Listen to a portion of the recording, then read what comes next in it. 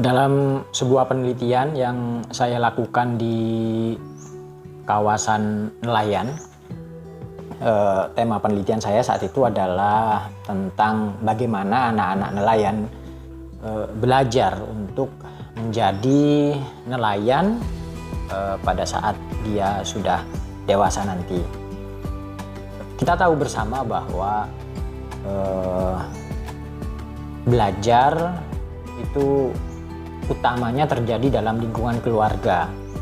Oleh karena itu, secara alami, secara tradisional, kita akan menjadi seperti apa orang tua kita itu. Saya ambil contoh misalnya dari keluarga petani, maka kemungkinan besar anak-anaknya akan menjadi seorang petani. Kemudian sebaliknya juga, jika dia seorang nelayan, maka anak-anaknya kemungkinan juga akan menjadi nelayan. Nah, disitulah saya melakukan penelitian di kawasan Sumeneb, di dua desa di kawasan Sumeneb. Saya mengeksplorasi bagaimana orang tua menjadikan atau mendidik anak-anak mereka hingga mereka menjadi seorang nelayan yang baik di masa yang akan datang. Kita kenal bersama, bahkan banyak para peneliti atau penulis itu mengatakan Madura adalah salah satu suku yang para nelayannya adalah nelayan yang handal, ya. Jadi para pelaut handal, selain beberapa suku lain di Indonesia seperti Bugis dan Mandar, ya. Satu hal yang menarik, ya, yang saya dapatkan ketika penelitian tersebut adalah ketika saya bertanya kepada nelayan di sana dalam ruang lingkup penelitian saya tersebut, apakah Anda pernah memaksa atau apakah Bapak pernah memaksa anak-anak untuk belajar keterampilan menjadi seorang nelayan? Karena kan kita tahu bahwa biasanya orang-orang yang berada di kampung atau di kawasan tradisional masih banyak menggunakan paksaan, nah, seperti itu, ya. Yang kita sadari seperti itu. Baru ketika pendidikan modern sudah ada, maka akhirnya pelan-pelan masyarakat lebih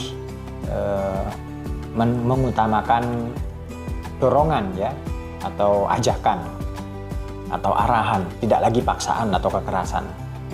Tapi sepertinya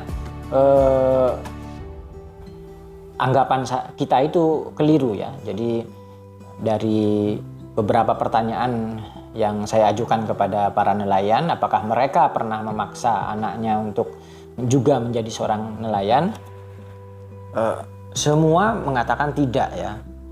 Jadi mereka tidak pernah memaksa anak-anaknya untuk menjadi nelayan. Ternyata yang mereka inginkan anaknya bisa hidup dengan baik, bisa menjadi anggota masyarakat yang baik, tidak melakukan kejahatan, dan juga sejahtera. Tentu saja itu harapan semua orang tua. Nah, demikian. Jadi kami tidak pernah memaksa anak kami untuk menjadi nelayan. Demikian kata mereka. Selain memang masing-masing orang itu punya keunikan, masing-masing orang itu punya kelebihan dan kekurangan.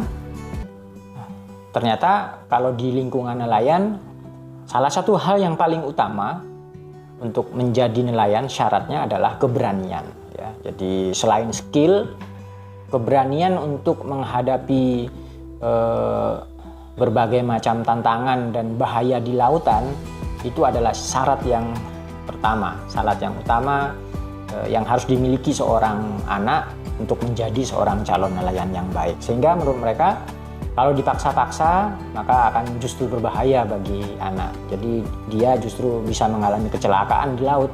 Sementara kita tahu bahwa laut itu penuh dengan bahaya. Demikian mereka mengatakan seperti itu. kalian juga bisa melakukan hal yang serupa atau mengamati gitu ya, bagaimana orang tua memperlakukan anak-anak mereka. Apakah mereka memaksakan sebuah pekerjaan kepada anak-anaknya? Saya pikir kita akan mendapatkan hal yang serupa ya, bahwa orang tua zaman sekarang atau bahkan orang-orang tua tradisional ya, itu tidak pernah memaksakan sesuatu kepada anak mereka. Mereka mengharapkan kebaikan bagi anaknya. Jadi belajar merdeka, belajar benar-benar sesuai dengan pilihan seorang anak, itu sebenarnya sudah berlangsung sejak zaman tradisional ya, sudah berlangsung sejak zaman dulu. Yang dipaksakan oleh orang tua biasanya adalah sesuatu yang memang berkaitan dengan nilai. Nah, ini baru ketika kita berbicara nilai, biasanya orang tua agak keras di situ. Mereka menginginkan anaknya berada di dalam aktivitas, di dalam pekerjaan, di dalam lingkungan yang menurut mereka itu memiliki nilai-nilai yang baik. Ya, sesuai dengan keyakinan, sesuai dengan agama mereka. Nah, itu setiap orang tua seperti itu. Anda juga akan seperti itu saya rasa. Jika itu sudah berkaitan dengan nilai-nilai, maka di situ ada arahan-arahan yang cukup ketat, yang cukup kuat dari orang tua. Walaupun toh ketika besar nanti, akhirnya seorang anak akan melakukan pilihan secara merdeka. Apakah dia sudah betul-betul yakin dengan apa yang dilakukan dan diajarkan oleh orang tuanya, atau sebaliknya. Tetapi untuk urusan selain itu, entah itu pekerjaan, entah itu aktivitas harian, atau mungkin apa yang ingin dipelajari, pendidikan, hampir semua orang tua tidak pernah memaksakan anak-anaknya. Nah, ini suatu kenyataan yang bisa memberi kita pemahaman bahwa